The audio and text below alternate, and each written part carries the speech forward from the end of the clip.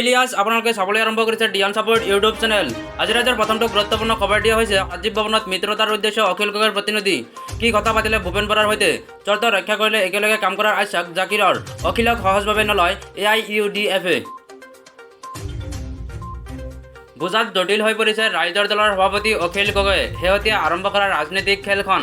এবাৰ যদি তৃণমূল কংগ্ৰেছৰ মুৰব্বী মমতা বেনাৰ্জীক লগ কৰিবলৈ অখিল গগৈ দৌৰিছে কলকাতালৈ, আনপিনে অখিলৰ প্ৰতিনিধিয়ে সাক্ষাৎ কৰিছে প্ৰদেশ কংগ্ৰেছৰ নৱনিযুক্ত সভাপতি ভূপেন বৰাক। শুকুৰবাৰে ৰাজীৱ ভৱনত অখিল গগৈৰ ৰাইজৰ দলৰ এটা প্ৰতিনিধিয়ে সাক্ষাৎ কৰে ভূপেন বৰা আৰু কাৰ্যকৰী সভাপতি ৰাণা গোস্বামীক। ইয়াৰ পিছত ৰাইজৰ দলৰ প্ৰতিনিধি অথবা সভাপতি অখিল গগৈয়ে দ্বিতীয় পৰ্যায়ত কথা পাতিব প্ৰদেশ কংগ্ৰেছৰ 3 কাৰ্যকৰী সভাপতি ৰাণা গোস্বামী, জাকিৰ হুছেইন সিকদাৰ আৰু কমলাধ্যক্ষ দে পুৰস্কাৰস্থ। এই কথা শনিবাৰে সদৰি কৰে প্ৰদেশ কংগ্ৰেছৰ কাৰ্যকৰী সভাপতি জাকিৰ হুছেইন সিকদাৰে। এতিয়া প্ৰশ্ন হয়, উপ নিৰ্বাচনত একেলগে খেলিব নেকি নিৰ্বাচন? ৰাইজৰ দলৰ সৈতে কি কথা পাতিলে কংগ্ৰেছে? জাকিৰ হুছেইন সিকদাৰে ক'লে, এয়া সৌজন্যমূলক সাক্ষাৎ আছিল দুয়োটা দলৰ। পৰৱৰ্তী সময়ত পৰ্যায়ক্ৰমে আলোচনা হ'ব দুয়োটা দলৰ। নিশ্চিতকৈ আমি কথা মিলিলে বিজেপি চৰকাৰৰ জনবিৰোধী নীতিৰ বিৰুদ্ধে একত্ৰিত হৈ কাম কৰিম।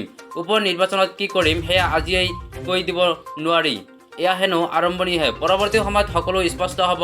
মহাজোঁটক লৈ সৃষ্টি হৈ থকা বিতৰ্কৰো অৱসান হ'ব 15 আগষ্টৰ পিছত, জনালে জাকিৰ হুছেইন সিকদাৰে। ইপিনে ৰাইজৰ দলৰ আগমনক আদৰণি জনাইছে বিৰোধী দলপতি দেৱব্ৰত গগৈৰ পদক্ষেপত সহজভাৱে মানি লোৱা নাই বদৰুদ্দিন আজমলৰ AIUDF-এ। AIUDF-ৰ সোণাই সমষ্টিৰ বিধায়ক কৰমুদ্দিন বৰগোহাঁইৰ দাবী, নিৰ্বাচনৰ পূৰ্বে বিজেপিৰ হৈ কাম কৰিছিল অখিলে। বিজেপিক চৰকাৰ গঠন কৰাত সহায় কৰিছিল অখিল গগৈয়ে। নিৰ্বাচনত বিজেপিক সহায় কৰা অখিলক এতিয়া কিয় লাগে মহাজোঁটক? অখিল গগৈক সহজভাৱে কেতিয়াও নলয় AIUDF-এ। ইপিনে তৃণমূল কংগ্ৰেছৰ মুৰব্বী মমতা বেনাৰ্জীক দ্বিতীয়বাৰৰ বাবে সাক্ষাৎ কৰিবলৈ অখিল গগৈ ৰাওনা হোৱা সন্দৰ্ভত প্ৰদেশ কংগ্ৰেছৰ কাৰ্যকৰী সভাপতি জাকিৰ হুছেইন সিকদাৰে ক'লে, মমতাৰ লগত কথা পাতিলে আপত্তি নাই কংগ্ৰেছৰ, কিন্তু মহাজোঁটৰ ধৰ্ম পালন কৰিব লাগিব, ধৰ্ম নিৰপেক্ষ হ'ব লাগিব আৰু কংগ্ৰেছৰ চৰ্ত পালন কৰিব লাগিব।